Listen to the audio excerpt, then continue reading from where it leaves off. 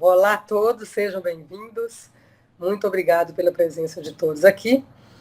E meu nome é Maria Auxiliadora Martins, eu sou intensivista, professora da Divisão de Medicina Intensiva Adulto da FMRP USP e presidente do Núcleo Regional da SOPAT de Ribeirão Preto, do nosso núcleo aqui da Sociedade Paulista de Terapia Intensiva.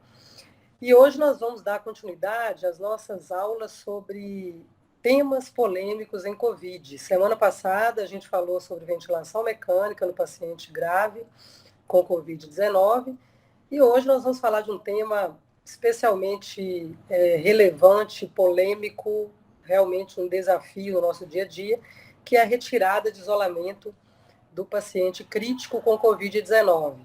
Essas aulas vão ser gravadas e disponibilizadas na nossa plataforma do YouTube. E toda quarta-noite, às 20 horas, elas vão ser disponibilizadas para o público. Quem estiver conectado, assistindo, vai poder interagir através de perguntas por chat, que nós iremos tentar responder no momento da interação pelo YouTube. E eu queria dar início, então, apresentando as pessoas que vão participar hoje. São médicos, enfermeiros, especialistas em controle de infecção ou intensivistas, né? E até aproveito para parabenizar as enfermeiras que estão aí participando pelo dia de hoje. Em primeiro lugar, agradecer o nosso palestrante, o Dr. Gilberto Gaspar, que é médico assistente da infectologia aqui do Hospital das Clínicas de Ribeirão Preto, tem doutorado e pós-doutorado pela FMRP USP e é presidente da nossa CCH do Hospital das Clínicas de Ribeirão Preto. Ele vai falar do tema e o formato vai ser essa apresentação de 30 a 40 minutos e, no final, uma discussão com todos esses especialistas que eu vou enumerar agora, com comentários, ponderações, perguntas, enfim. O professor Benedito Lopes da Fonseca, que é virologista aqui da USP, docente da divisão de clínica médica, da disciplina de infectologia. A professora Mayra Meneghetti, que é docente da Escola de Enfermagem da USP de Ribeirão. O doutor Paulo de Tarso Oliveira e Castro, que é coordenador da CCH do Hospital de Câncer de Barretos. O doutor Daniel Wagner, médico infectologista do Hospital São Luís de Abaquara e membro da diretoria da Sociedade Paulista de Infectologia. Sinara Feliciano, médica assistente da CCH do nosso hospital.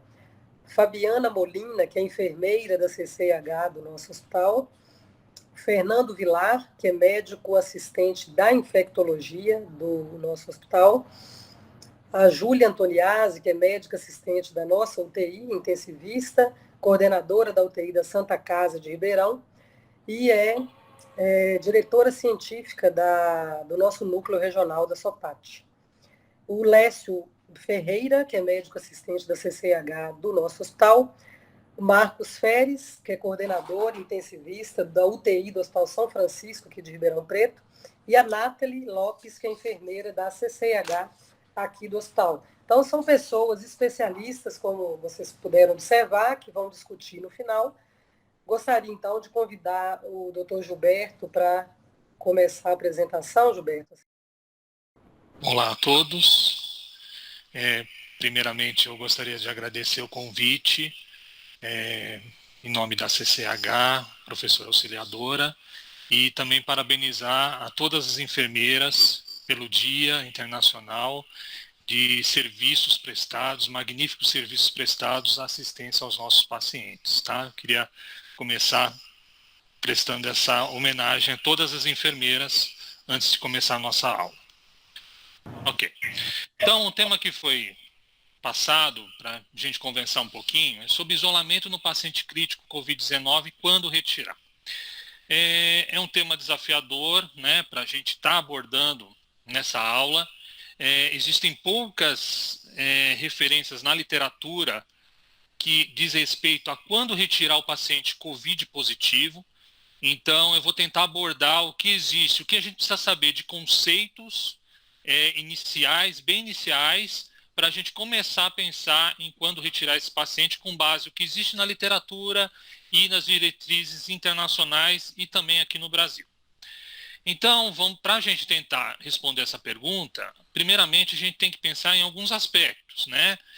Toda vez que a gente fala em retirar a precaução, uma precaução ela nunca vai sair, né? Toda assistência tem que ter, que é a questão da precaução padrão. Então, a higienização das mãos ela vai sempre estar como pedra angular na assistência aos nossos pacientes. Mas, no caso do Covid e algumas outras doenças infecto-contagiosas, alguns EPIs são adicionados para precaução de contato e respiratório. Então, a gente tem que saber se, com a retirada, otimizar a retirada também pode otimizar o uso desses EPIs, isso garantindo aí EPIs para outros pacientes, para outros tipos de assistência. Otimizar também leitos de isolamento, leitos de terapia intensiva que atendam o Covid. Então, se eu começo a ter critério de retirada que dê segurança, eu começo a ter também leitos disponíveis para alocar outros pacientes com suspeita ou confirmado para Covid. Porém, o objetivo disso é ter um protocolo que garanta segurança aos profissionais de saúde e aos pacientes, para que eu não, ao retirar um paciente de Covid positivo, que não tem brecha mais critério, a pergunta que a gente tem que fazer, eu tenho segurança para fazer isso?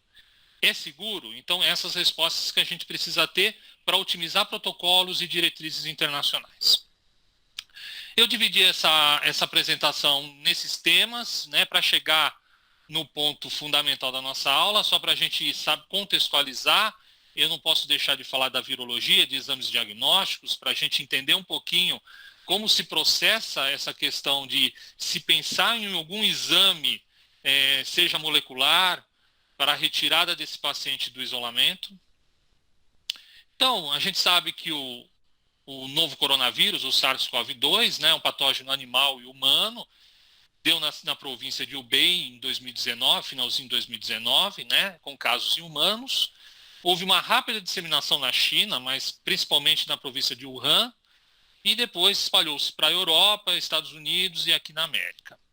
E ela foi considerada uma pandemia dia 11 de março, e aí sendo chamada pela Organização Mundial de Saúde por Covid-19, Coronavírus Disease, aí pela abreviatura. Nós tivemos outros coronavírus importantes em termos de epidemias, né, como o SARS-CoV-1 em 2002, com uma taxa de mortalidade de 10%, o MERS do Oriente Médio, 2012, com uma taxa de mortalidade chegando a 37%, literaturas colocam até 40%, e agora o SARS-CoV-2, que não está muito longe dessa mortalidade, né? Apesar dos primeiros estudos aí, os primeiros casos, quando ocorreram na China, chegou a 4%, em algumas situações até um pouco mais. Temos situações aí ocorrendo tanto na Europa, Estados Unidos, Brasil, aí ocorrências aí de 6%, 7% de letalidade. Um raio-x desse vírus, além da cidade que foi o primeiro caso índice, que a gente tem conhecimento, sabe-se aí foi no final do ano passado, né, através de um homem chinês de 61 anos, daí os casos na China aumentaram muito, né, várias medidas foram adotadas, mas ocorreu a epidemia e depois a pandemia por esse coronavírus. Observem aqui que os dados atualizados até 10 de maio, e vocês observem o Brasil aqui ocupando aí uma colocação já de destaque em termos de ocorrência, né? Não é um destaque positivo, né? 156 mil casos. Veja que a letalidade no mundo é 6,9, a letalidade no Brasil 6,8, e lembrar sempre da data da atualização, né? Esse aqui é no site de John Hopkins, isso é atualizado constantemente, então a gente não consegue ficar extremamente atualizado com os números.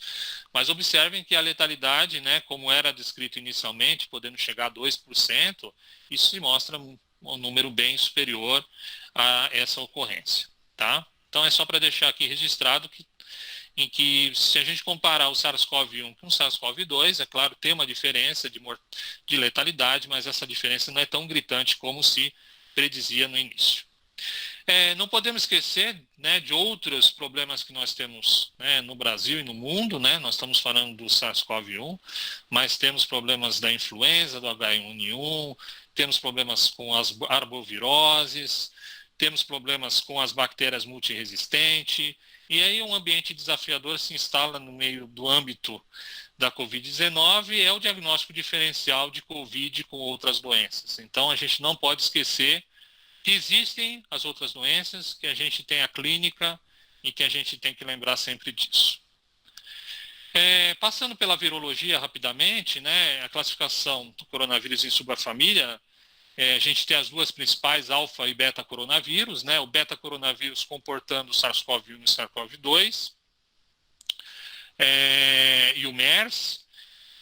E lembrar que os coronavírus em si, eles já existem há muito tempo, né? Então, antes da SARS-CoV-1, 2, do MERS, os coronavírus, eles são causa, às vezes, de resfriado comum, de síndromes gripais, às vezes de quadros pneumônicos atípicos e até como gatilho de infecções bacterianas, como qualquer infecção viral. Veja nessa tabela em que a gente mostra algumas dessas cepas de coronavírus, né, causando resfriados comuns, até a cepa responsável pelo SARS-CoV-1, né, o SARS, mas uma gama importante causando um quadro de curso benigno e que se resolve como um quadro habitual de uma virose. Tá? Então, lembrar que o coronavírus não é algo novo, né, no cenário das doenças infecto-contagiosas. Em termos de ocorrência dessas epidemias e pandemias, a gente tem vírus que acontecem dentro do cenário animal, né, entre mamíferos, aves, e por mutações e adaptabilidade, através de proximidade, hábitos culturais, começam a ter uma propensão e uma adaptabilidade a fazer infecção animal-homem, e aí, através de adaptações, infecções interhumanas, né? É o que aconteceu com SARS-CoV-1, com SARS-CoV-2 e com o MERS. Então, a gente pega isso não só para os coronavírus, a gente pega isso pelas influenzas, né?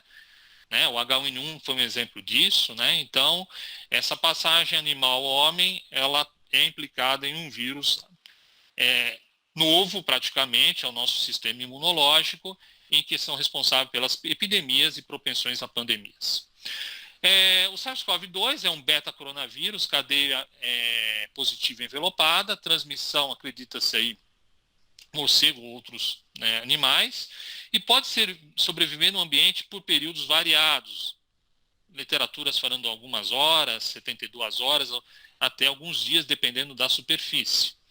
Em termos de estrutura viral, é importante destacar, e aí depois na discussão a gente pode chegar a conversar um pouquinho mais com quem mais entende nesse assunto, os genomas, 4 a 5 proteínas estruturais, né?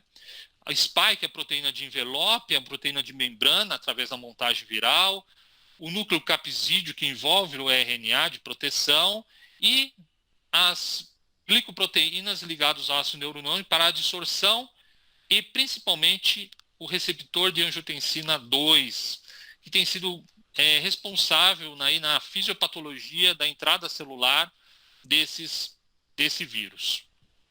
Lembrando aí que os receptores na nível renal a nível pulmonar. Pois bem, partindo um pouco das manifestações clínicas rapidamente, o período de incubação é muito importante nós sabermos que, em média, podendo variar de 2 a 14 dias, em média de 5 a 7 dias. Então, um vírus que ele tem um período aí, podendo chegar em média de 5 a 7 dias para começar a apresentação clínica. A transmissão, a priori, é por gotícula, né? Então, tosse, espirra, são partículas superiores a 5 micra. E o principal mecanismo de transmissão, como a maioria das doenças infecto-contagiosas, é através do contato, das mãos, e aqui a questão respiratória. Lembrando que a precaução padrão é uma importante ferramenta para a gente bloquear a transmissão, porque o contato, como acontecia também na influenza, ela é importante na transmissão das doenças virais.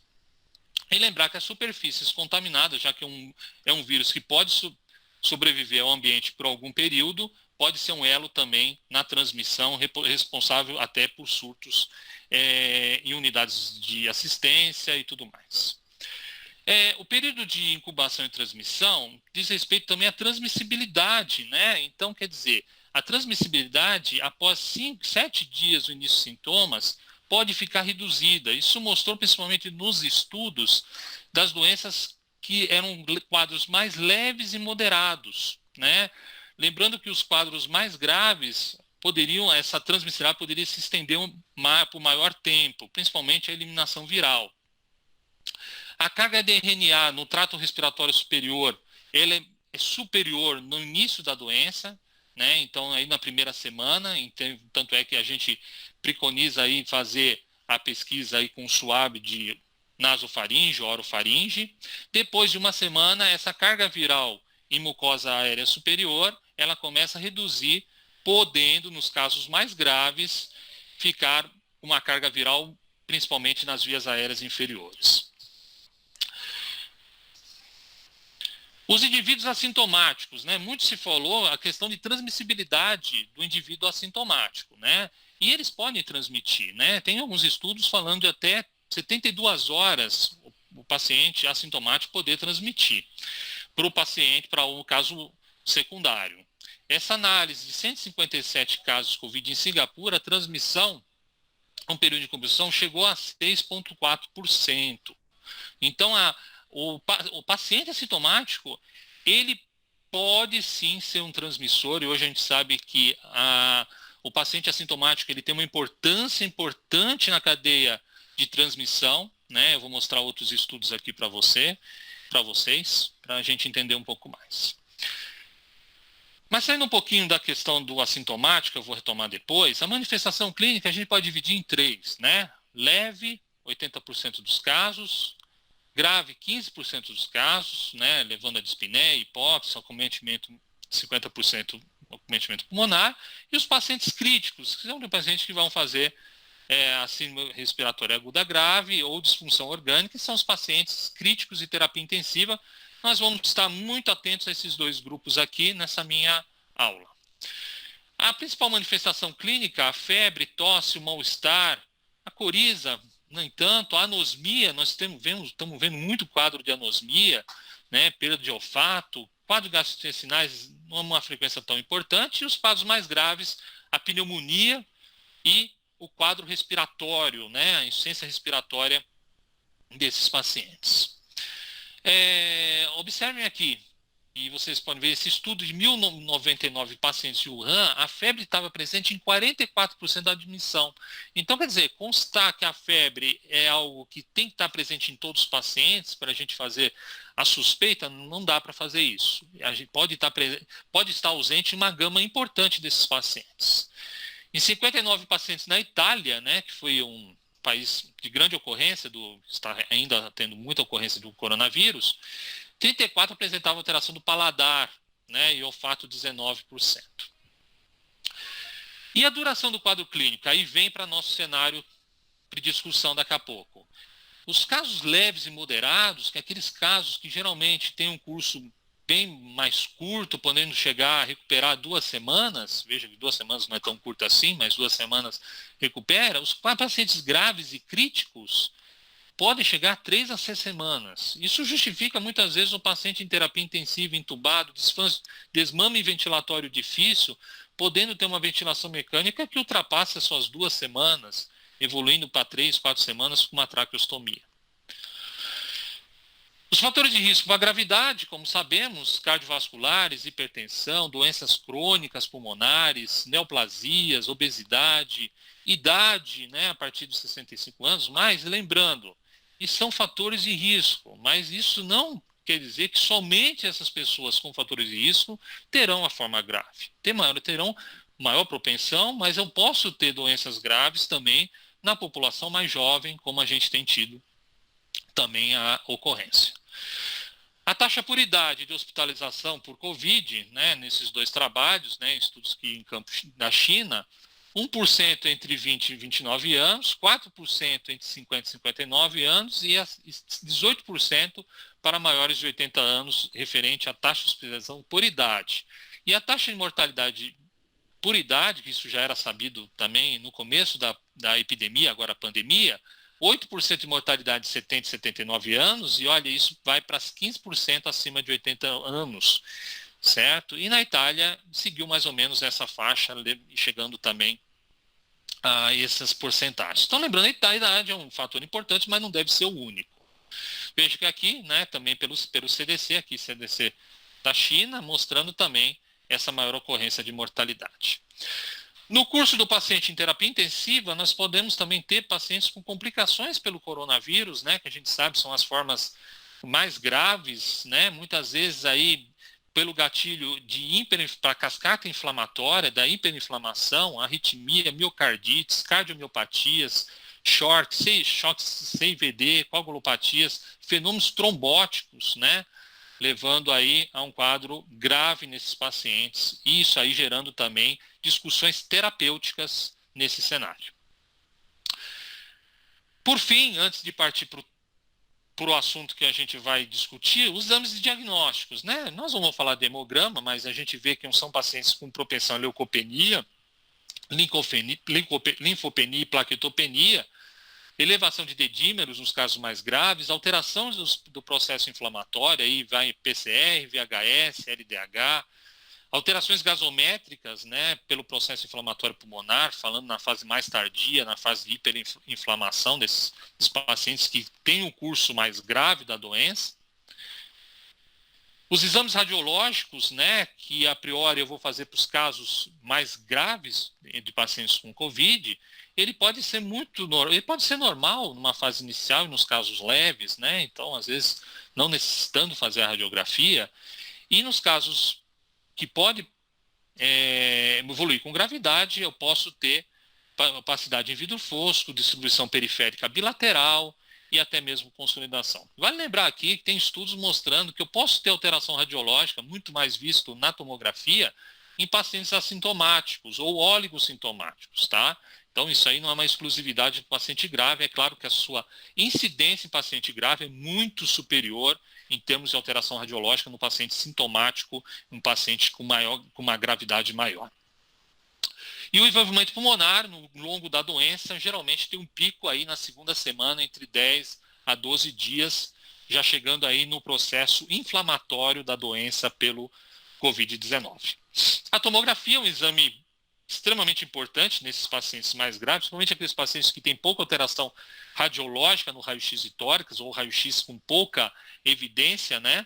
Eu posso me valer da radiografia ou da tomografia. Lembrar que a tomografia não faz diagnóstico de COVID, tá? Ele é um exame que tem que ser complementar, ajudar você a pensar no diagnóstico, a pensar na gravidade, tá? Então é muito importante lembrar que tomografia, ele é ferramenta diagnóstica, ela não é uma ferramenta única para o diagnóstico, ela te auxilia também na gravidade da doença. Então aqui temos aqui o infiltrado, periférico, né, vidro fosco, bilateral, padrão aí, lembrando a possibilidade de. E quando indicar os exames moleculares sorológicos, que vai ser a ferramenta da nossa discussão também. Primeiro é saber das fases do COVID-19, né?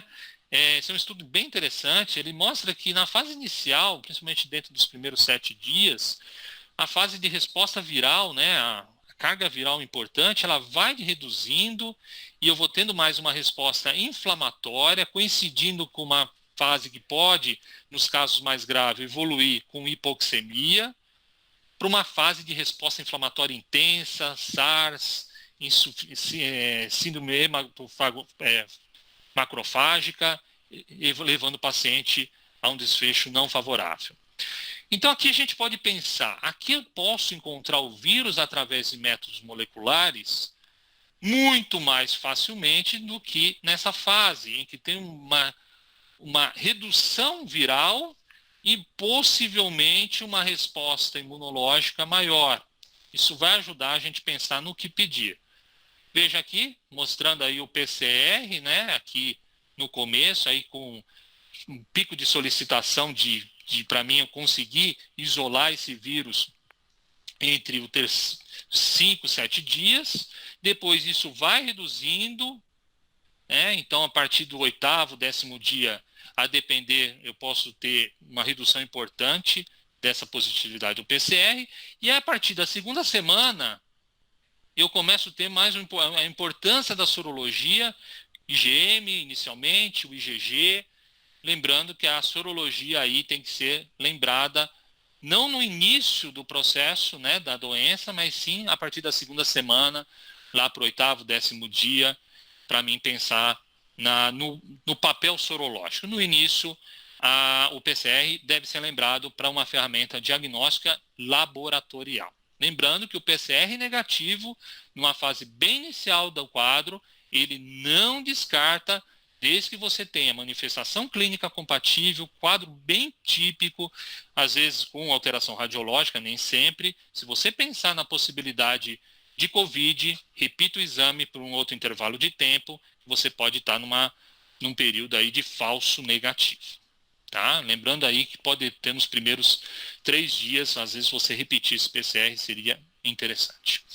A distribuição da carga viral, então, eu tenho a fase inicial, geralmente o quadro mais leve, sintomas mais curtos, mais frustros, febre, podendo ter, pré-sintomática e sintomática de 7 a 10 dias, maior carga viral nas vias aéreas superiores. O paciente pode evoluir muito bem e, com 2 semanas, ele está praticamente assintomático e curado. Alguns pacientes evoluem com uma forma mais grave, em que começa a ter acometimento das vias aéreas inferiores, e aí eu começo a ter aquilo que tinha mais carga viral em vias aéreas superiores, eu começo a ter nas vias aéreas inferiores, podendo levar à pneumonia, levando o quadro pulmonar, são geralmente os casos mais graves, e aí levando o quadro de hiperinflamação. Isso pode nortear o nosso tipo de coleta, né? Então, se eu tenho maior carga viral em vias aéreas superiores, numa fase inicial, o SWAB para PCR de nasofaringe é interessante, né?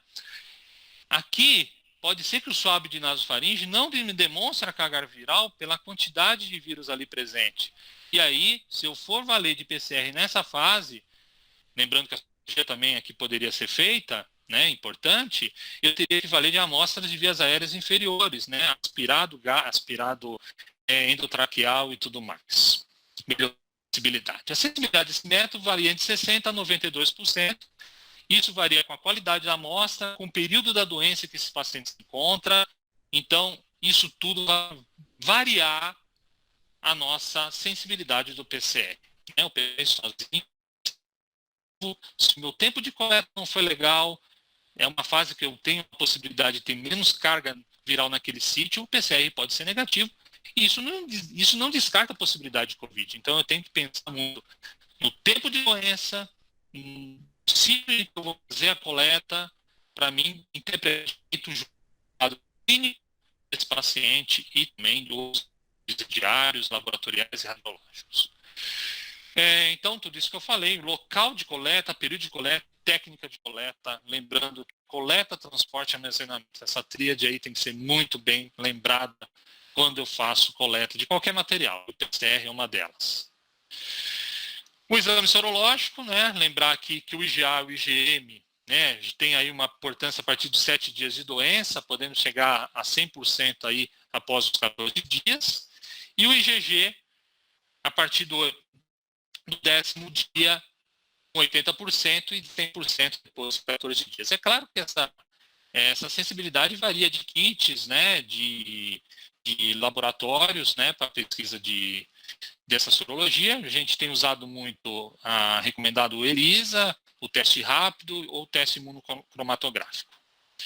Eu não vou falar de medida de prevenção, né, porque nosso tempo não permite, nosso tema não é para abordagem disso, mas eu não posso deixar de citar que quando a gente fala em retirar o paciente em precaução, que vamos enfatizar, é não falhar na precaução de padrão, é usar corretamente os EPIs, né? Então a gente higienizar as mãos, usar corretamente paramentação, desparamentação, usar corretamente as máscaras nos momentos oportunos, né, os tipos de máscara conforme a recomendação da CCH, Então, a gente não pode deixar, porque a gente só fala em retirada a precaução se a gente faz as precauções bem feitas. Se a gente não faz precaução bem feita, a gente dissemina a doença no nosso âmbito hospitalar. Então, a pergunta se faz, depois de falar tudo isso, eu não podia deixar de falar de diagnóstico, de ferramentas diagnósticas, e que nada é 100%, o que a gente tem na literatura sobre retirada? A primeira coisa é traduzir viral shading. Né? A gente estava conversando com o Lécio, com a Sinara, qual que é a melhor tradução para isso? Né? Excreção viral. Lembrando que quando eu falo esse termo, excreção viral, liberação viral, a gente depende da doença. A forma leve e moderada tem isso de 7 a 12 dias. As formas mais graves, até 6 semanas. Então, quer dizer, você pode ter, às vezes, um PCR na forma grave positivo por 6 semanas, a liberação, a excreção viral. Porém, está amarelo, o RN detectável nem sempre correlaciona com viabilidade viral.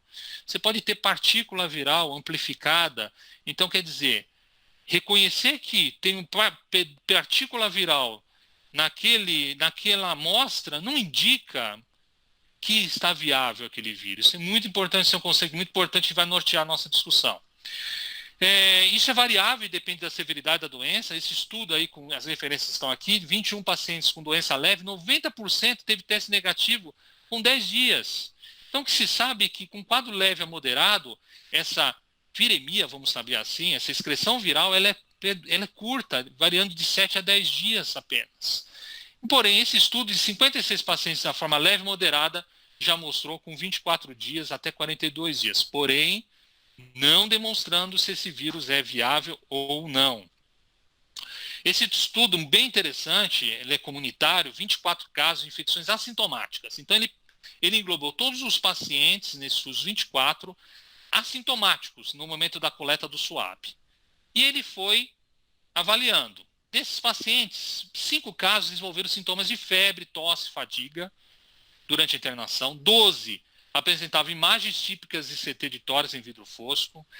20%, 5 casos, apresentavam outras alterações nos pulmões, em termos de imagem.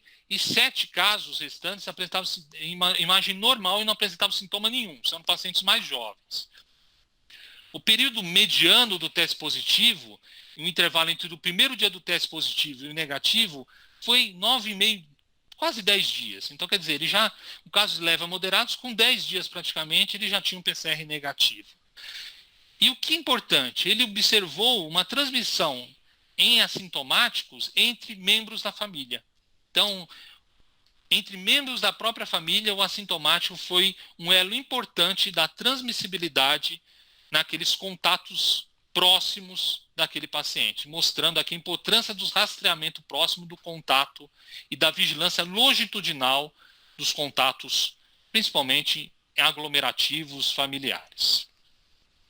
Então temos aqui, nesse estudo, é um estudo importante, porque ele é um estudo alemão que constatou que o vírus foi detectado por 20 dias, mediana, após o início dos sintomas, mas a infectividade, a viabilidade dele, molecular, através do cultivo, foi alcançada até 8 dias, após isso não. Então, mostrando que, no caso, foram formas leves e moderadas, que depois de 8 dias, esse vírus praticamente ele não era mais viável no ponto de vista de ser infectante.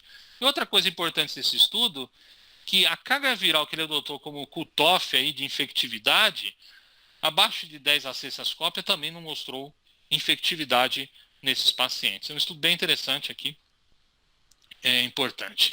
Esse outro estudo, para mim, também constitui um marco aí para pensarmos nessa possibilidade de retirada, que inclui também o assintomático. Esse estudo da Nature, que é um estudo bem recente agora, em que ele coloca o caso primário, vocês veem aqui a fase assintomática e sintomática, com 3 modelos em termos de disseminação para o caso secundário.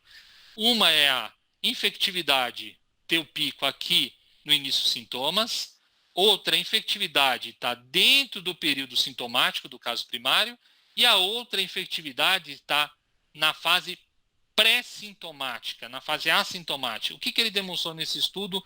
Que foram com 96 pacientes, 94 pacientes com Covid positivo. Ele estimou que a infectividade diminuía rapidamente após 7 dias de doença. Eram formas leves a moderadas apenas. A efetividade começou a partir de praticamente 2 dias antes do início dos sintomas e teve seu pico antes de um dia dos sintomas. Então, essa carga de viral ela foi antes do início dos sintomas na maioria das vezes. E foi estimado que 44% dos casos secundários, através do caso primário, foram infectados durante o estágio pré-sintomático. Então, dando importância dessa questão da fase assintomática da doença. Por que eu falo tudo isso? A gente tem um cenário de transmissibilidade, um cenário em que a gente tem ferramentas diagnósticas, seja por PCR, seja por sorologia, e a gente vai ter que aplicar isso para pensar em retirar esse paciente do isolamento.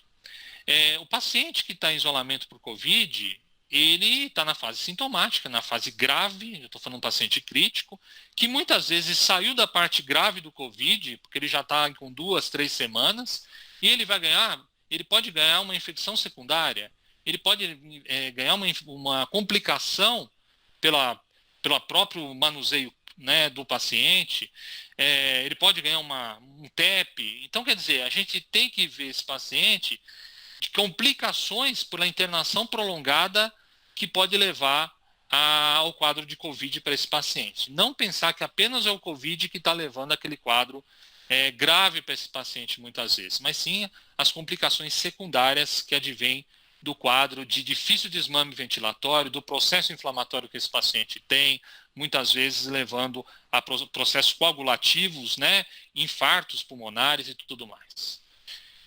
O que temos do ponto de vista internacional? Diretrizes internacionais sobre isso. Nós temos o CDC chinês, da China, em que ele atende os critérios para receber alta e retirada do isolamento. O paciente afebril, a melhora dos sintomas respiratórios, a redução do processo de inflamação, que aí vem a questão radiológica que ele coloca aqui, por isso que eu comentei isso lá atrás. E muitas vezes aqui ele está falando de tomografia. O RT-PCR do trato respiratório, e 2 amostras, vocês vão ver que a maioria dos diretrizes colocam 2 PCRs, intervalo de 24 horas. Aqui cabe ressaltar, e das próximas diretrizes também, isso não indica que o vírus é viável. Esse é um PCR que está indicando que existe partícula viral amplificada. Depois aí o pessoal pode debater melhor isso e a gente conversar. Então essa aqui é a diretriz de duração do CDC China, que não coloca, na China, que não coloca que isso aí é para paciente crítico, primordialmente, nessa diretriz. O CDC americano, a resolução da febre, baseada em teste, melhora dos sintomas respiratórios e 2 PCRs negativos a depender do tempo. Ele não coloca tempo aqui, não fala 14 dias, nada. Se preencher esses critérios, poderia se basear. Retirada não baseada em teste, pelo menos 10 dias do início dos sintomas e 3 dias de melhora dos sintomas respiratórios e paciente afebril. Tá? Então eu tenho 2 possibilidades aqui, se eu tiver o teste e não o teste. O CDC europeu, ele tem também a retirada baseada em teste, no mínimo 8 dias do início dos sintomas, melhora do quadro clínico, aí tanto o quadro clínico, o afebril e dos sintomas respiratórios, e 2 testes PCR molecular negativo. E a retirada não baseada em teste é o critério clínico de evolução e o paciente resolução da febre por pelo menos 3 dias e ter pelo menos 8 dias nos casos leves e 14 dias nos casos graves. Então ele pelo menos aqui ele coloca que para casos leves eu posso se valer de 8 dias desde que ele tenha melhora clínica, esteja febril a 72 horas. Para instituições de longa permanência, prisão, criança, ele coloca aí 8 dias também, resolução da febre, melhora clínica, e pacientes imunossuprimidos, que é interessante isso, porque o imunossuprimido, como também outras doenças, ele pode ter uma liberação viral por um tempo maior. Né? A gente vide isso, a influenza, 14 dias após o início, resolução da febre e melhora do quadro clínico, mas pelo menos 14 dias do início dos sintomas. A Itália, né, que foi por um período aí o epicentro, O paciente pode ser considerado curado após a resolução dos sintomas e 2 testes negativos. Para pacientes que se recuperam antes de 7 dias, ele tem que ter um intervalo entre PCRs e testes no intervalo de 1 semana. E ele coloca a questão de acompanhar também no final com IgG. Mas eu acho que essas duas aqui já deixaria aí como critérios principais adotados naquela época. Diretrizes nacionais, nós temos aqui a última que saiu agora, 8 de maio, da Anvisa, a descontinuação das precauções de isolamento deve ser determinada caso a caso pela comissão e, se possível, manter até o final da internação. É colocado isso. Caso necessário, suspender as precauções, valendo-se da presença de sintomas relacionados à infecção, informações laboratoriais, aí podemos levar em conta os dedímero, LDH, proteína C reativa, alternativas de isolamento hospitalar, deshospitalização e até exame sequencial com PCR. Outra diretriz, também essa aqui é já de dia 13 de abril, que envolve aí a Sociedade Brasileira, a AMIB de infecto, a AMIB em terapia intensiva.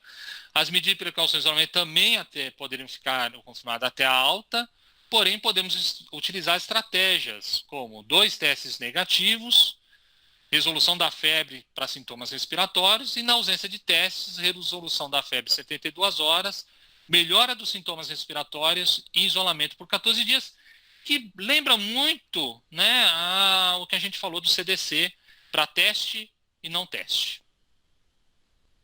Eu coloquei aqui o que a gente discutiu aqui, né, foram várias pessoas pensando, o que colocar como protocolo aqui para o campus.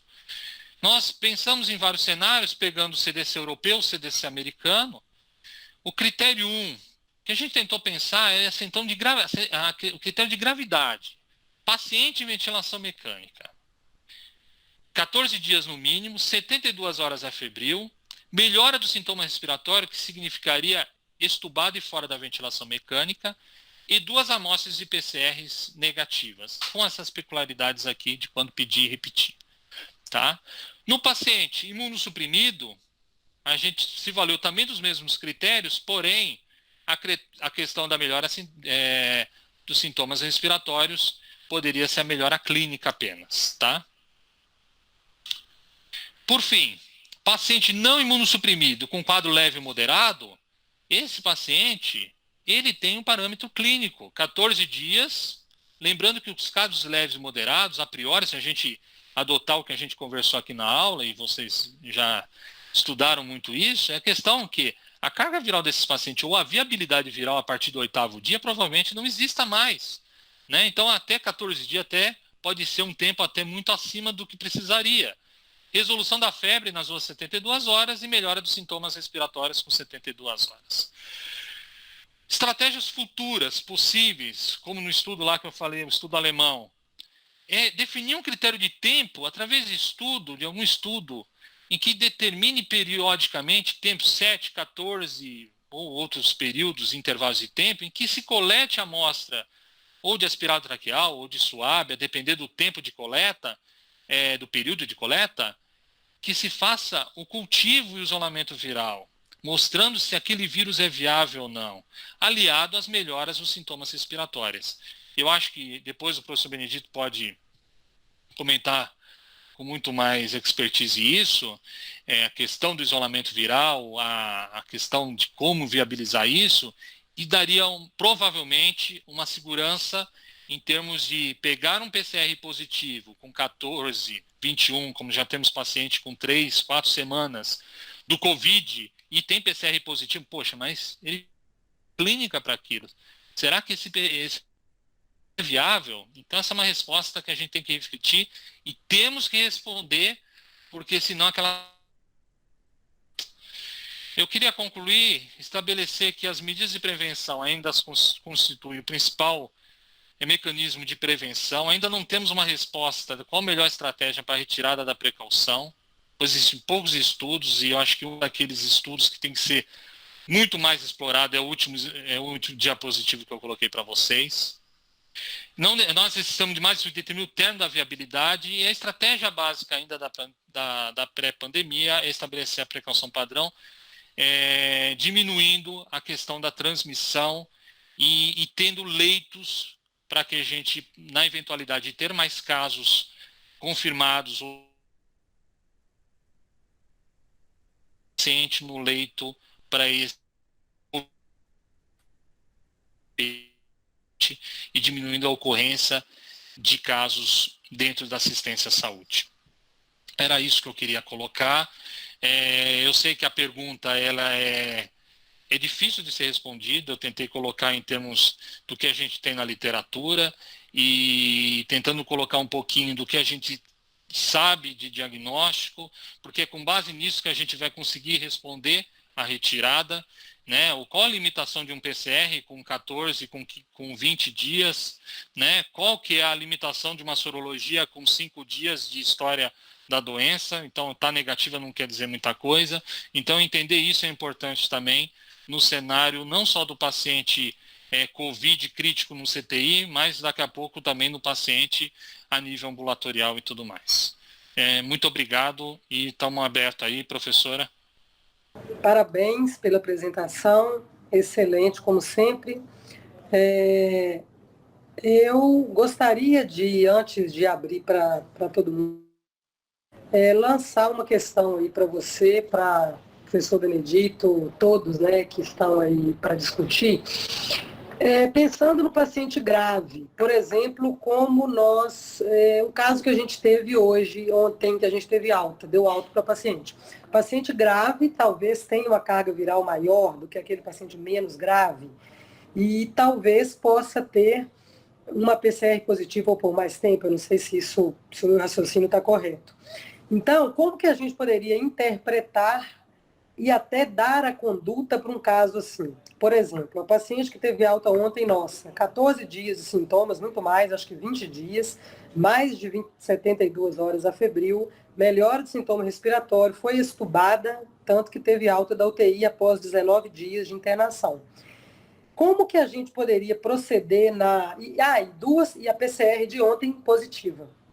E aí, como que a gente poderia proceder em termos de isolamento dentro do hospital e até em casa? Quando ela vai para casa, se ela for de alta, como é que a gente interpreta e orienta esses pacientes?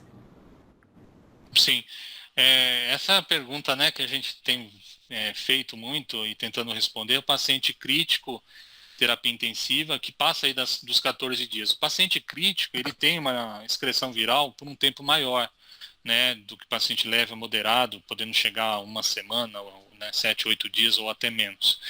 Esse é o problema, né? Qual que é esse período, né, 2, 3 semanas, em que a gente com PCR positivo vai afirmar ele não tem mais vírus viável ali, em termos de transmissão?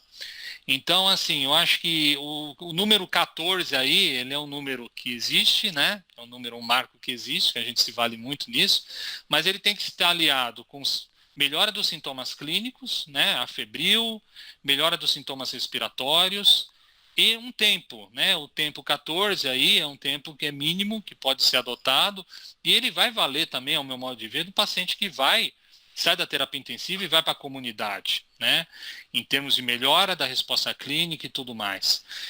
Então eu vejo assim que a resposta do terapia intensiva acima de 14 dias, o PCR positivo com melhora clínica respiratória, afebril, eu ter um PCR positivo, ele não vai te indicar com absoluta certeza, uma fragilidade muito grande, se esse paciente ainda tem COVID viável em termos de transmissão. Porém, afirmativa contrária e segurança contrária, eu acho que a gente precisaria ter, através, acho que o Benedito poderia falar muito melhor que eu, de ter estudos que mostrem que esse vírus não é mais viável do ponto de vista de infectividade, para mim falar, olha, o paciente com 14, 20 dias, eu posso tirar ele da precaução, esteja ele na UTI ou não. Né? A gente faz isso, por exemplo, para os casos leves, moderados, pacientes, estou falando que nem internam ou ficam na enfermaria, mas não precisa nem internar, A gente adota 14 dias. O paciente afebril assintomático, tem febre, ele vai embora, sem precaução, sem nenhuma outra medida, né? Não sei se o professor Benedito quer comentar esse cenário aí do, do PCR desse paciente crítico, professor. Boa tarde a todos, né? Parabéns, Gilberto, pela apresentação. E eu acho que você colocou muito bem. Eu acho que a gente ainda tem muita dificuldade em determinar exatamente o momento de retirada desses pacientes por isolamento, e concordo que muito provavelmente os pacientes graves, eles talvez tenham até uma carga viral mais elevada do que esses pacientes que têm um curso clínico ou leve a moderado, né? Mas eu acho que as evidências que a gente tem, né, é que não existe mais replicação viral, e, portanto, provavelmente não existe mais vírus que seja infectante a partir do 9º dia, né? O Gilberto mostrou o trabalho alemão.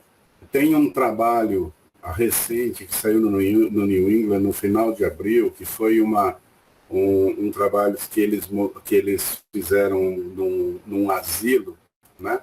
E eles mostraram que, na verdade, né, a infectividade desse vírus ele começa precocemente, né? Teve pessoas, né, que eles coletaram a amostra de suave e que foram positivas 6 dias antes do início dos sintomas, né? E a partir do 9º dia eles não tiveram mais nenhuma positividade, que é muito parecido, né? Corrobora, assim, os dados são muito parecidos com o dado alemão. Então, do ponto de vista, né, de viabilidade viral, eu acho que realmente não existe viabilidade viral após o 6º dia, após o 9º dia, né? O grande problema é que esse vírus ele fica dentro da célula por um tempo lá inativo. Durante a replicação ele tem vários RNA subgenômicos, né? Ele está muitas vezes complexado a anticorpos, então ele não é infectante.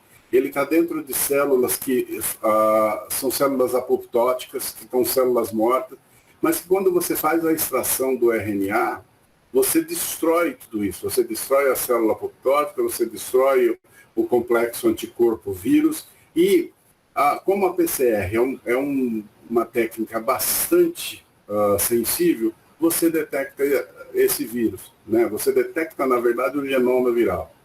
E, então, assim, é muito difícil. Eu concordo que, do ponto de vista clínico, é muito difícil você tirar do isolamento uma pessoa em que o PCR ainda é positivo.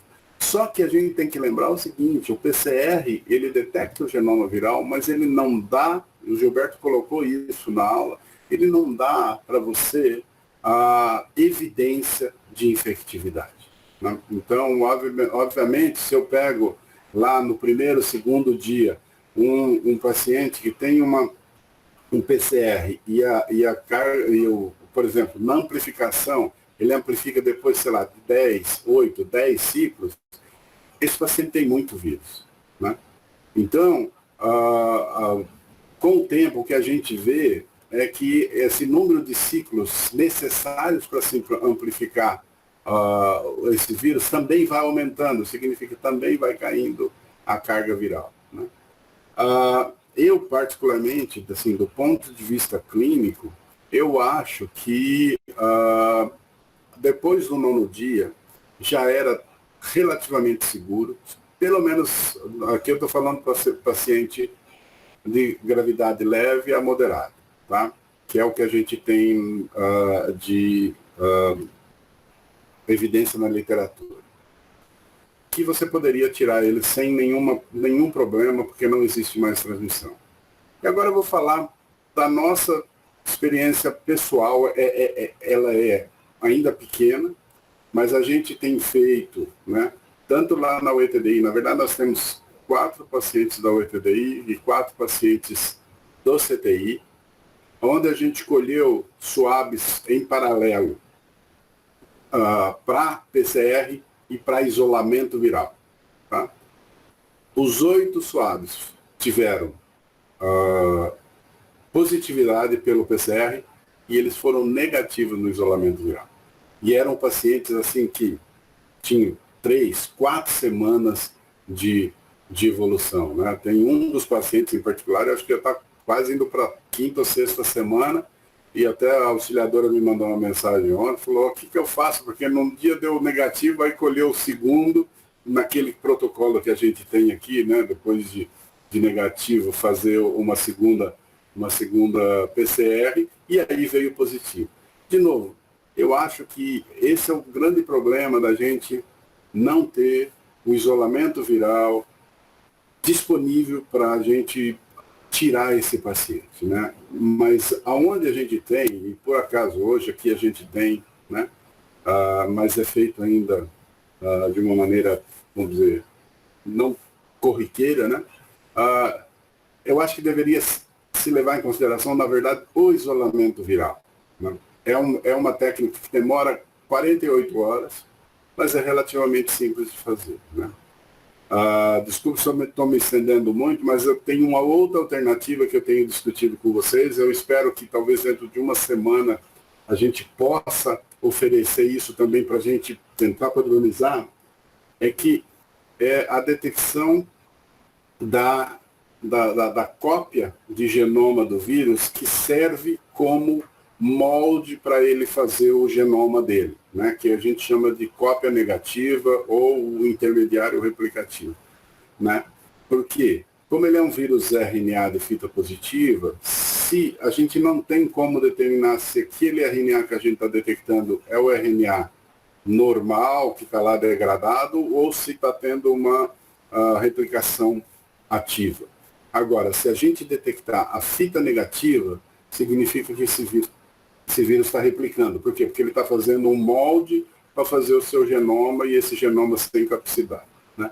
Então, eu acho que, eu concordo plenamente, eu acho que esse tema é extremamente atual, a gente não tem ainda nenhuma evidência, isso não é só nós aqui, é em nível mundial, você vê que tem vários protocolos, seja do CDC da China, seja do CDC americano, seja o italiano, ou o que seja, para tirar os pacientes de isolamento. Mas eu acho que a gente talvez possa contribuir aqui localmente com essa alternativa de o isolamento viral atrelado ao PCR ou o isolamento viral e mesmo a detecção da fita negativa. Eu acho que se os dois, isolamento viral e fita negativa, forem negativos, a gente tem que ter a tranquilidade, a gente pode ter, na verdade, a tranquilidade de retirar esses pacientes do isolamento, porque esses pacientes não são mais transmissíveis do SARS-CoV-2. Ok, professor, excelente, acho que ficou bem claro mesmo a explicação. Eu gostaria de passar a palavra para o Dr. Paulo de Tarso, que tem uma questão para fazer. Esteja à vontade. Bom, boa tarde a todos, parabéns para o Gilberto pela excelente explanação. Um prazer fazer parte de uma mesa tão seleta como essa, reencontrar amigos, porque hoje a gente anda reencontrando através da internet só, né? Eu queria, assim, fazer um comentário que, primeiro, que a discussão é bastante pertinente, porque tem trabalhos na literatura mostrando que o paciente que está em precaução, ele sofre mais evento adverso, né? E esse paciente, ele fica muito isolado, por um tempo muito prolongado, ele fica isolado da família, não recebe visita, a visita também acaba sendo virtual, então aumenta muito o risco de evento adverso por receber menos visitas médicas, fisioterapia, enfermagem e tudo mais, né? Ainda mais com uma doença que não existe tratamento, não existe vacina e tem uma alta transmissibilidade. Eu acho que parece que os estudos estão nos mostrando aí que é relativamente seguro suspender a precaução de isolamento nesse paciente grave que depois de um período X assintomático, embora você detecte o RNA, e não ocorre mais transmissão. O que me preocupa é no paciente imunossuprimido, que a gente lida bastante com isso aqui no Hospital de Câncer, principalmente os pacientes transplantados de medula óssea. E essa pergunta vai para o Gilberto e para o professor Benedito, porque outros vírus respiratórios, esses acabam tendo um cheque, né, uma eliminação viral viável, tudo muito prolongado. E isso preocupa, porque eles estão num ambiente de pacientes imunodeprimidos, que pode ocorrer a transmissão para outros pacientes imunodeprimidos, e o problema que isso pode gerar, né? Uma outra questão aí para o Benedito e para todos vocês que são aí do HC, vocês estão numa ilha de excelência, onde você tem condições de fazer cultura viral e fazer ao mesmo tempo PCR de uma maneira mais frequente. E essa não é a realidade do Brasil afora. Eu estou tão próximo de Ribeirão e não consigo fazer isso. Estou conseguindo fazer o PCR, sorologia em alguns casos, mas assim, a gente precisa passar uma mensagem para todos que vão assistir e o que estão nos assistindo, de como proceder no dia a dia ali na sua UTI, onde você mal consegue fazer um PCR, né? Qual é o recado aí que a gente poderia dar para ter uma suspensão adequada? Eu acho que isso já foi falado na aula, já foi comentado, mas é só um reforço, né? Para que a gente consiga passar uma mensagem aí para o pessoal que não tem tantos recursos. Paulo, obrigado, viu? Obrigado aí, bom poder falar. Eu queria comentar a questão, a primeira pergunta, do imunossuprimido. Essa é uma questão difícil, né? Acho que até o Lécio pode comentar um pouquinho sobre isso, se ele quiser. A questão da liberação, né, viral. A gente só não vê só para vírus isso, e para outras situações, por um tempo mais prolongado. Eu concordo que o cenário aí de cultivo, isolamento viral, não é uma realidade, isso aí, muitos serviços, eu concordo com você, e eu até vejo isso, aquelas diretrizes que eu coloquei para vocês, nenhuma delas, né, se menciona isso. Eles falam muito a questão do PCR, e veja que ele coloca o cenário de não teste, né? Então, se valendo também dessa situação, que também o PCR também somente não é um cenário que está presente em todas as situações. Eu ainda acredito, mas eu não posso afirmar com absoluta certeza, em que, se a gente se valer de tempo clínico, né, aí 2 semanas, principalmente 14 dias, no mínimo, com melhora no paciente crítico, a pergunta que eu faço, eu até fiz numa reunião, o que é melhora clínica respiratória no paciente crítico em ventilação mecânica? É reduzir parâmetro? É melhorar a relação PO2-FiO2? É ser estubado? Você veja que aquele protocolo que eu coloquei, nossa, a gente colocou como melhor a resposta clínica estubado, né? Isso aí, provavelmente, o paciente já não está com 14 dias, muitas vezes, ele está com 3 semanas de quadro clínico. Com resposta clínica afebril, eu não sei, eu acho que seriam padrões que a gente poderia se valer em pensar em retirar. Mas essa resposta, assim, ela existe, eu mostrei para vocês, do próprio CDC europeu, que coloca casos graves aí, podendo chegar a 10 dias, né?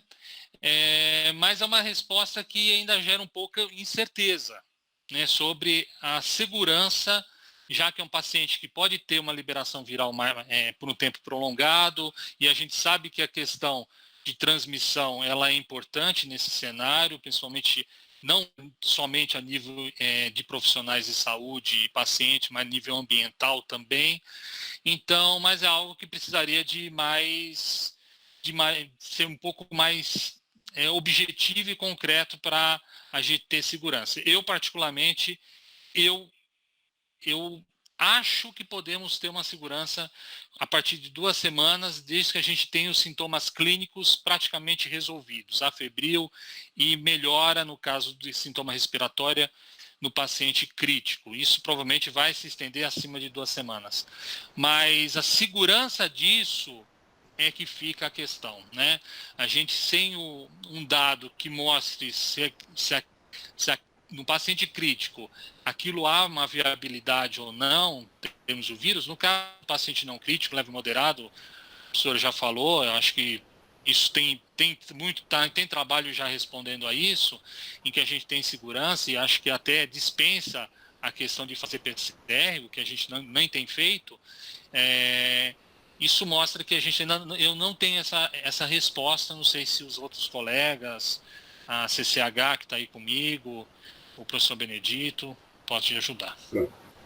Gilberto, eu acho que eu levaria em consideração muito os sintomas clínicos gerais. O grande problema, que eu acho assim, acho que a auxiliadora pode contribuir, esses pacientes, a melhora ventilatória deles é muito lenta, né? A gente tem, tá certo que são poucos pacientes, mas a gente tem uma paciente na unidade de emergência com 6 semanas de doença e a gente não consegue, quer dizer, não consegue melhorar a ventilação dela, né? E tem uma outra em Serrana que está nas mesmas condições. Então, assim, e esses pacientes, você mesmo colocou, né? Eles têm a possibilidade de fazer infecções bacterianas, né? Eu acho, assim, do ponto de vista de transmissão viral, para tirar do isolamento, eu consideraria talvez 14 dias, como você colocou, mas com pelo menos 3 dias afebril, alguma coisa nesse sentido. Eu acho que aí, nesse momento, a gente não está com uma demanda de leitos extremamente grande. Então, eu acho que a gente pode até deixar um pouquinho mais, mas no momento em que aumentar a demanda de leitos, eu acho que a gente vai ter que ser um pouquinho mais corajoso ao retirar esses pacientes do isolamento do Covid. E eu, sinceramente, do ponto de vista de excreção viral, eu acho que esses pacientes, depois de 14 dias, eles não são mais infecciosos, apesar do PCR estar positivo. Sobre isso que o professor falou, eu concordo assim, que o paciente crítico, ele vai ter um quadro pulmonar que muitas vezes não vai melhorar, mas não é o COVID ativo. Quer dizer, ele pode ter uma sequela daquele quadro de COVID, ele pode adquirir uma pneumonia hospitalar em cima disso aí, uma pneumonia associada à ventilação mecânica, uma PAV, e talvez ele demore um pouco mais de sair da ventilação, mas ele já melhorou do ponto de vista do COVID. Então, eu acho que isso realmente fica inviável, e talvez, Gilberto, não sei se a gente poderia até rever a questão de falar de retirada da ventilação, ponderar essas outras causas aí que podem eventualmente manter o paciente em ventilação mecânica. Sim, professora. Sobre imunossuprimido, doutor Paulo, eu fico inseguro na questão da retirada com corte de 2 semanas, como eu tinha colocado para as outras situações. Com base nessa questão da imunossupressão, dependendo da imunossupressão. Não sei o que o professor Benedito acha, que também se a gente pode valer do questão clínica, a gente também não tem só a questão clínica, né? A gente pode se valer da questão clínica, a questão laboratorial, LDH, dedímero, PCE, alguns outros critérios que a gente pode se valer também como resposta, mas o paciente imunossuprimido, ele me dá um pouco mais de receio do parâmetro apenas clínico e tempo. Se a gente não poderia tá perdendo algum paciente ainda com um grau de carga viral aí presente, com possibilidade aí de ainda ser transmissível. Essa é uma dúvida que eu tenho, que eu ainda fico receoso dessa questão do corte nesse paciente. Mas eu concordo com o professor Benedito falou. Pode ser que em algum momento a gente tenha que adotar isso com base no tempo, na resposta clínica, e que a gente tenha segurança para fazer... Desculpa, a câmera estava desligada. Para fazer essa abordagem, né? Eu não sei se vocês viram do CDC europeu, ele faz uma menção ao imunossuprimido, mas ele não coloca a criticidade do paciente. Apesar que no texto ele fala que serve tanto para pacientes leve, moderado ou grave, né? Mas coloca tudo no... Mas eu considero aí que o paciente imunossuprimido, a gravidade dele já por si só. Então eu ficaria receoso em não ter um controle de PCR ou aí no caso, né, que não é em todo lugar, o cultivo, no caso do imunossuprimido, especialmente no imunossuprimido. E aí o imunossuprimido, o conceito de imunossuprimido, né, porque não estou falando, porque o paciente em terapia intensiva por si só, ele já tem uma condição de imunidade reduzida, né? Tá.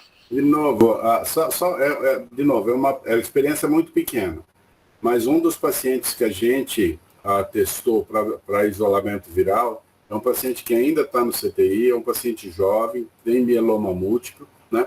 A gente colheu as duas, o PCR e o isolamento. O PCR veio positivo, o isolamento é negativo. Tá? Então, assim, ele está, não sei... é mieloma, né? O mieloma. Ele tem mais de 2 semanas no CTI. E o isolamento é negativo, mesmo ele sendo imunocomprometido. Benedito,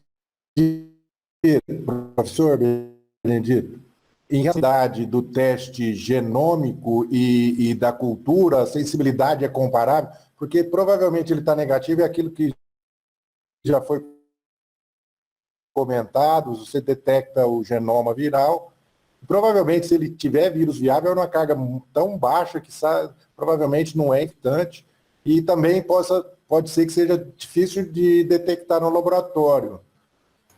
Mas é isso aí, Paulo. Eu acho não. Que se o isolamento é muito fácil, você está entendendo? Obviamente ele não tem a mesma sensibilidade do PCR. Agora, mas se eu coloco esse vírus, né, para crescer numa célula e depois de 48 a 72 horas, que esse vírus cresce muito rápido, ele é negativo o crescimento, é que a carga viral provavelmente é tão pequena que ela, do ponto de vista de transmissibilidade interpessoal, ela é desprezível, você está entendendo? Sim. Boa tarde, parabéns, Gilberto, pela sua brilhante palestra, que você fechou praticamente todo, e o professor Benedito deu uma esclarecida em alguns pontos que eu estava em dúvida, né? Parabenizar também ao grupo de terapia intensiva aí da UTI, que tem feito essas reuniões uma vez por semana em temas polêmicos, e hoje é um extremamente polêmico. E a minha pergunta a você, ao Benedito, ou a qualquer um que queira se manifestar, é o seguinte: quanto que impacta a qualidade desses testes que são feitos, tanto, você falou muito bem, PCR-RT, imunoglobulina IgG, IgM, nos vários cenários clínicos, né, leve, moderado e grave, na retirada do paciente do isolamento, existe algum controle de qualidade desses kits de diagnósticos aí? Por favor. Oi, Marcos, tudo bom? Obrigado, viu? Obrigado. Existe sim, professor Benedito, quer comentar um pouquinho sobre essa questão da qualidade desses testes sorológicos, PCR, por favor? Bom, então, oi Marcos, tudo bem? Então, é o seguinte, a PCR, né, são basicamente 2 grandes protocolos de PCR que se usa, um desenvolvido pelo CDC da China, o outro desenvolvido pelo pessoal da Alemanha, mais e mais estão aparecendo outros vamos dizer, protocolos, mas os 2 mais usados, eles têm em torno aí de 75% de sensibilidade quando você faz numa análise global, tá? Quando você faz num paciente com manifestação clínica exuberante, essa sensibilidade aumenta, a gente vai acima de 90%. Tá? Isso é o PCR, e o PCR ele tem que ser feito o mais precocemente possível. Né? Existe uma coisa que apareceu há algum tempo atrás aí, que tem que ser feito em torno do 3º dia, não pode fazer antes do do terceiro dia, porque dá negativo. Isso é balela, é besteira, né? O que acontece é, com o tempo ele vai perdendo em positividade, mas o que a gente está até discutindo aqui, na verdade é que muitas vezes em alguns pacientes ele continua por 3, 4, 5, 6 semanas, você está entendendo? Agora, teste sorológico, o que a gente tem hoje, né? Tem ELISA, só que ELISA não existe disponível no Brasil, porque só existe uma empresa que está fazendo ele em qualidades adequadas e ela, obviamente, está vendendo para outros mercados e não para o Brasil. A gente tem muito teste rápido. E teste rápido, existe muita variabilidade entre os vários testes rápidos. Tá? Então, acho que antes da gente fazer um teste rápido, tem que se fazer uma validação dele, né? E a gente tem feito validação de vários testes rápidos aqui, e algumas vezes eu fico preocupado, porque, por exemplo, a gente tem feito um teste rápido aqui que depois do 12º dia, ele tem uma correlação de 100% com quem teve a doença que foi PCR positivo, tá? E esse teste, quando eu leio na Anvisa, ele não está aprovado pela Anvisa. E agora teve um outro que está aprovado pela Anvisa que foi muito ruim quando a gente fez a validação. Então, é importante, para fazer o teste por sorologia, é importante saber a qualidade do seu teste. E a outra coisa, teste rápido não é para ser usado durante a fase aguda da doença, né? Eu até tenho citado, por exemplo, vi na mídia aí o pessoal passando, acho que Itatiba, medindo a temperatura, lá se o cara tinha febre, fazia o teste rápido. Se o cara está com febre, o teste rápido vai ser negativo. O teste rápido ele tem que ser usado na fase de convalescença. Talvez, né? Talvez a gente possa até atrelar a presença, depois desse 14º dia aí de doença, fazer um teste rápido. Se a pessoa tiver o teste rápido positivo, talvez isso até ajudaria em você determinar com um pouquinho mais de tranquilidade que esse paciente pudesse sair do isolamento COVID. Tá? Mas o PCR eu tenho uma segurança boa, se os protocolos forem esses dois que eu coloquei, né, o Charité, que é o alemão, e o outro do CDC americano, eles têm uma ótima sensibilidade. Então, se for positivo, a chance realmente de que seja positivo esse paciente é muito grande. Agora, testes sorológicos, a gente precisa ter realmente uma experiência, né, de como eles se comportam nos pacientes. Se não for feita uma validação prévia, pelo menos que em um determinado hospital se faça uma avaliação depois de algum tempo que se está usando, você está entendendo? Mas, de novo, nunca use o teste rápido durante a fase aguda, porque aí é perder dinheiro. Ok, obrigado, Benedito, obrigado, Gilberto. Mas só uma questãozinha mais rápida, assim, para poder me tirar uma dúvida. A auxiliadora pode auxiliar também, eu não sei se ela teve caso assim. Nós tivemos casos em que o PCR do SUAB oral, paciente entubado no ventilador, tá? Ou seja, caso crítico. E deu negativo da boca e deu lá dentro da traqueia, do aspirado, positivo. Isto pode acontecer ao contrário também? Isso é frequente? Como é que está isso na literatura? Marcos, assim, isso aí é estabelecido naquela fase que eu falei, na fase mais tardia, que é a fase que no paciente mais crítico ele tem um processo inflamatório pulmonar e aí ele pode ter a carga viral maior em vias aéreas inferiores.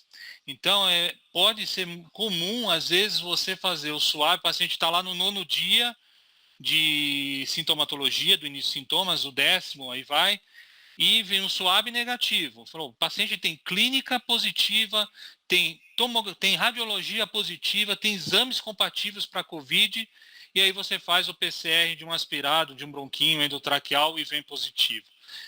Isso é o que a gente vê mais, e de positividade, já que esse paciente pode ter aí uma carga viral maior, e de vias aéreas inferiores, né? Então, essa excreção viral na coleta é importante, porque isso vai determinar também a sensibilidade do método, né? Então, você fazer na fase inicial o PCR, como o professor Benedito falou, o SWAB, desde que seja com a técnica bem feita, armazenado, coletado adequadamente, você tem uma positividade maior nas vias aéreas superiores, lá na fase inicial, e se for um quadro mais grave, com um quadro pneumônico aí exuberante, aí seria, se você se valer para fazer o PCR, fazer o aspirado traqueal, o lavado bronquioalveolar, aí que vai os métodos de vias aéreas inferiores, né, se valendo nisso. O contrário pode acontecer, mas não é, no meu modo de ver, assim, pelo que eu tenho lido e visto na literatura, não tem sido comum, né, por conta dessa dinâmica viral na fase inicial, dos casos mais leves, sintomas mais leves, nos casos mais graves, com a sintomatologia pulmonar muito mais evidente e aparente nesses casos. Não sei se alguém quer complementar aí de todos aí. Eu estava dizendo, Gilberto, terceira semana de ventilação mecânica, e baseado naquilo que o Benedito falou, de ter restos de partículas virais não infectantes, ou seja, dentro da traqueia eu registrar um PCR positivo, tá? E no SWAB negativo, e eu estou registrando partículas virais não infectantes. Seria essa a minha dúvida. Essa é a grande dúvida que a gente tem, que provavelmente esse paciente ele tem ainda partícula viral, mas não tem a infectividade desse vírus, né? Então provavelmente ele perdeu a infectividade, o que você está amplificando são restos virais, né? E veja que essa questão de resto viral, a gente fala muito também, saindo do padrão viral, né, do quadro virológico, até pouco tempo a gente falava muito em tuberculose. Hoje paramos um pouco de falar de tuberculose, né, para falar de Covid, né, mas tuberculose está aí. E o paciente com tuberculose, Benedito, aí o pessoal me confirme, ele teve tuberculose recentemente, ele pode ter restos ainda de micobactéria e o PCR amplificar esses restos não quer dizer que ele tenha tuberculose naquele momento. Então, só assinar aí, todo mundo pode me certificar disso, porque é esse raciocínio da questão de ter restos, né, de material genético e tudo mais do vírus, mas não ter essa viabilidade de estar causando a doença. O que você acredita que nessa fase de 2, 3 semanas, a questão viral, ela é importante, mas ela é não tão importante como a fase inicial. O que você tem mais aí é um gatilho inflamatório, de citocina, aí vocês entendem muito mais do que eu da questão da tempestade inflamatória nesses pacientes mais críticos, né? Mas no Covid é bem estabelecido essas 3 fases, né? Ok, Gilberto, obrigada. Marcos, agora eu gostaria de convidar a Mayra, que quer fazer uma pergunta, Mayra. Esteja à vontade aí. Bom, boa tarde. Primeiramente, eu queria agradecer, né, a oportunidade de estar participando dessa mesa, parabenizar o Dr. Gilberto pela excelente apresentação, parabenizar também todas as enfermeiras pelo Dia do Enfermeiro, e eu queria fazer 2 questionamentos. O primeiro seria em relação a pacientes que têm sintomas e que têm PCR negativo. Daria para a gente não isolar com segurança, considerando a sensibilidade dos testes? E a segunda pergunta diz respeito à questão de possibilidade do paciente internado se reinfectar pelo Covid. Existe essa possibilidade? Porque a gente está discutindo muito essa questão da viabilidade viral depois dos 8 dias. Mas não existiria a possibilidade do paciente se reinfectar durante a internação, considerando que ele fica numa ala com vários outros pacientes? Obrigado. Nada, obrigado, Mayra. A primeira pergunta foi mesmo? Desculpa, Mayra. A primeira pergunta é se o paciente, por exemplo, interna com sintomas sugestivos de Covid, mas tem um PCR negativo, a gente tem segurança? Não, então, isso é importante, porque a gente precisa ter alguma noção, a questão do que método eu vou fazer, né? Então, que fase da doença eu vou coletar esse PCR, né? Ou a sorologia, estou falando em termos de diagnóstico. Como o Benedito falou, eu falei na apresentação, se for uma fase inicial, né, na primeira semana, eu vou me valer muito de testes moleculares, né? Então, secreções de vias aéreas e tudo mais. No entanto, nenhum teste é positivo, nenhum teste é sensibilidade 100%, especificidade 100%. Então, eu tenho que ficar muito atento. Se eu estou diante de um paciente em que tenha quadro clínico compatível, hoje a epidemiologia é importante, mas é muito difícil de estabelecer aquele contato com o caso índice. Tem um padrão radiológico que possa me dar força também. Eu tenho que pensar em Covid, mesmo com um PCR negativo. Isso eu vou ter que fazer, vou repetir. Posso repetir por um outro método, de vez de fazer o swab, fazer secreção de vias aéreas inferiores. Se for de mais de 7 dias, 8º, 10º dia, eu posso valer de sorologia. Então, eu tenho outros arsenais. A gente tem um exemplo recente num paciente que tinha clínica compatível, epidemiologia positiva, tomografia compatível, só que ele coletou PCR no 11º dia. E foi swab. Swab, no 11º dia, o rendimento caiu muito. Qual foi a orientação? Mantém medidas Covid, precaução, colhe aspirado traqueal e se faça sorologia. Né? Ele já estava no 11º dia. Então, a gente discutiu isso recentemente no protocolo, a CCH, o Benedito, o DAS, de justamente quando repetir o PCR nesses pacientes. Né? A gente tem que valer muito pela clínica e sempre duvidar do teste, porque outra coisa também que a gente tem que tomar cuidado é como foi coletado. Né? Então, a gente tem que se valer, ver se toda a parte metodológica de coleta do teste, né, no caso o swab, né, mas teve H1N1, todo mundo sabe. Não é por isso. Precisa voltar, treinar, vídeo, né, e a questão de in loco, o pessoal teve esse treinamento. Então, quer dizer, se valer que eu tenha a questão da metodológica do teste muito bem feita, para me garantir que não foi uma parte, a parte analítica aí seja garantida. Né? Teve a segunda pergunta, qual foi? Esquecendo. Foram duas. A segunda pergunta é se não existe a possibilidade do paciente se reinfectar. Porque assim, a gente tem visto a questão da imunidade, que às vezes o paciente não produz anticorpo, então existiria a possibilidade do momento que ele está internado tratando o episódio Covid, ele se reinfectar? Mayra, eu vou ser que nem mudar essa questão. Eu vou ser um âncora aqui, vou ser um âncora. Eu vou chamar Benedito. É possível ele se reinfectar? Eu sou um âncora agora, passar para o Benedito a pergunta que não quer calar, né? Eu acho que essa pergunta não... Mas aí vai muito O pessoal tem falado isso, que o pessoal pode se reinfectar, né? A gente tem testado pacientes que que foram positivos, a gente tem testado esses pacientes para presença de anticorpos neutralizantes. Todos eles têm anticorpos neutralizantes. A minha opinião pessoal, né, mas obviamente daqui a 1, 2 semanas, 3 semanas eu posso mudar, mas nesse momento eu não acredito que os pacientes possam ser reinfectados, porque eles têm anticorpos neutralizantes e muitos deles anticorpos neutralizantes em altos títulos. Obrigado, Mayra. Obrigado, Benedito. Daniel Wagner. Eu queria saber a sua experiência, como você tem lidado com essa situação aí em São Paulo. Por favor. Bom, eu primeiro quero agradecer, que é um grupo de trabalho de vocês aí de Ribeirão, né? A gente está sempre acompanhando, tentando fazer em consonância todas essas condutas. Eu trabalho em 2 hospitais, um hospital privado que virou uma referência em Covid, da Rede DOR, então a gente tem recebido muitos pacientes desde o começo, até o momento acho que internação foram uns 450, e uma grande quantidade de pacientes de UTI, entubados. O que eu percebo, assim, na verdade aqui é até um grande aprendizado, porque a gente lê a literatura, né?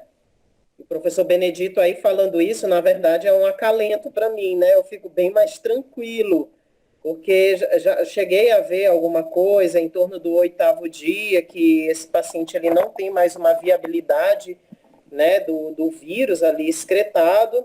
Isso me deixa mais tranquilo. Mas, de fato, como controlador de infecção, né, eu trabalho com controle de infecção e assistência, nesses pacientes muito graves, até o paciente que é leve, eu nem faço o controle de PCR quando ele está internado, tá? Porventura ele tenha ficado internado por um tempo superior aos 14 dias, por alguma outra coisa, né? Fez alguma infecção hospitalar ou qualquer outro problema. Então, esse paciente a gente nem elege para a coleta de PCR, em virtude do que a literatura até tem mostrado. Agora, a minha preocupação, de fato, é esse paciente muito grave, que está entubado, e que a gente percebe, adotando o protocolo europeu e o do CDC, de fazer os 2 PCRs a partir do 14º dia, com aquele intervalo de 24 horas, que tem paciente que vem positivo mesmo, né? Então, assim, do ponto de vista de controle de infecção, a gente ainda adota a conduta de isolamento desse paciente, né? Embora, assim, lá no meu âmago eu acredite que aquele vírus não tem viabilidade mesmo, mas como eu trabalho com equipes de enfermagem, médicas, fisioterapeutas, e como controlador de infecção, é um pouco complicado você acabar dando uma conduta, padronizar uma conduta dessas, né, que a evidência está sendo construída ao longo do tempo, e a gente até imagina no que realmente isso não vai ter a viabilidade, né, com os estudos que seguirão, mas em termos de controle de infecção é um pouco complicado. Então, a gente no hospital privado ainda tem mantido a realização do PCR após os 14 dias, em paciente grave, né? No outro cenário que eu trabalho, que é aqui no Hospital do Rim, aí eu já tenho um cenário que é só de transplante. Então, nós estamos, de fato, com uma grande quantidade de transplantados renais, aí mais de 80 com diagnóstico de coronavírus, alguns deles bem graves também, uma taxa de mortalidade que tem se mostrado um pouco maior para a gente em relação ao que a literatura mostra. E esses pacientes, confesso que o que a gente tem de dado é um dado extrapolado de outros vírus, né? Então, classicamente, lá na época do H1N1 de 2009, aquela excreção viral podia chegar até 28 dias ou mais dias, né? Então, assim, de qualquer forma, aqui no transplante, eu não adoto para eles a política diferenciada de extrapolar o isolamento, porque ele é imunodeprimido. Se ele, com 14 dias, tem os controles de PCR negativos, mesmo ele estando grave em cenário de UTI, a gente tira do isolamento sim, porque, bom, aí também eu não faço a bancada dessa parte de virologia, mas acredito também que seja um vírus sem viabilidade, até mesmo no imunodeprimido. O que resta ali é só processo inflamatório, que acabou destruindo, né, o órgão.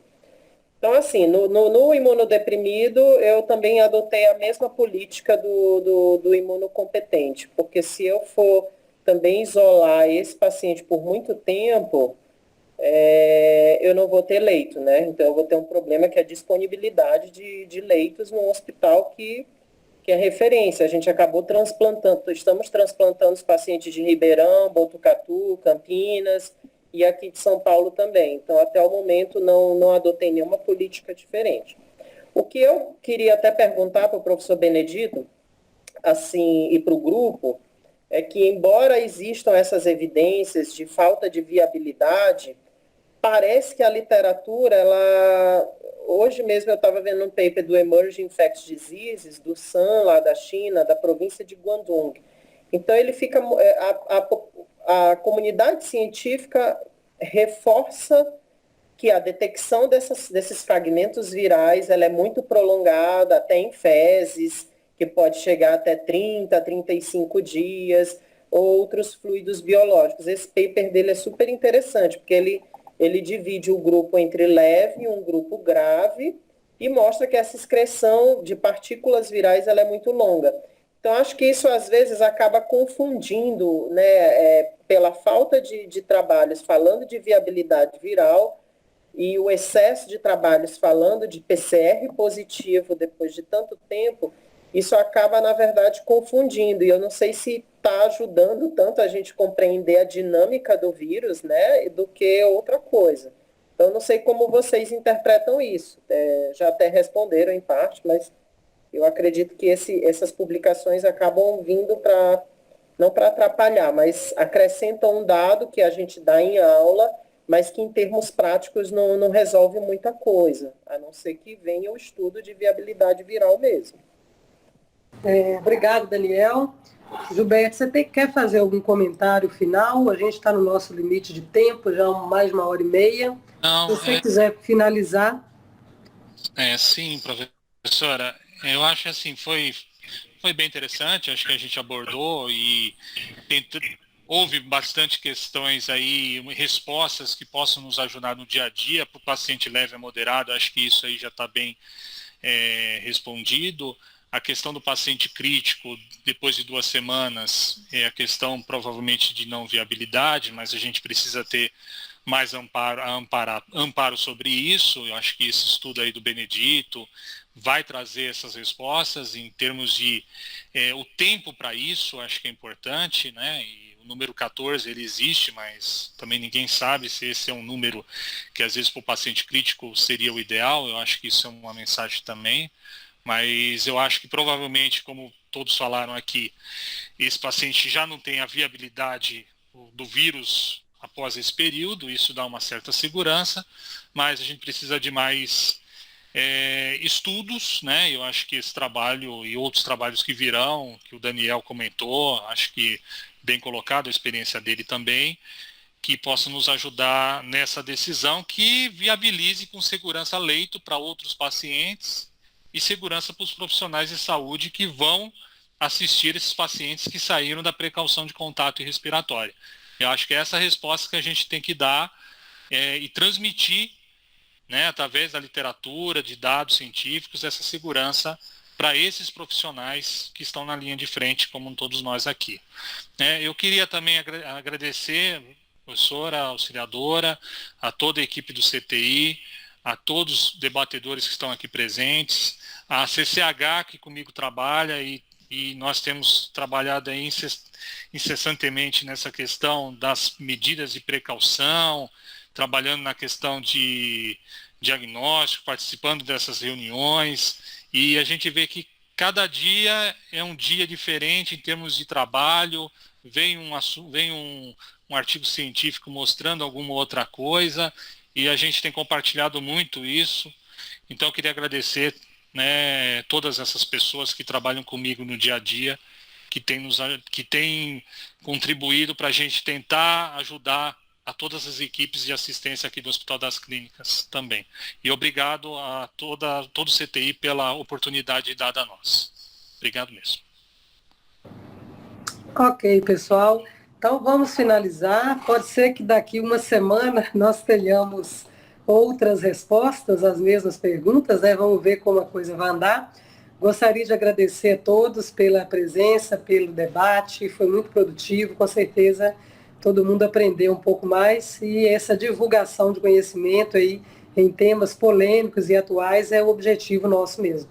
Muito obrigada, então, a todos. Um abraço.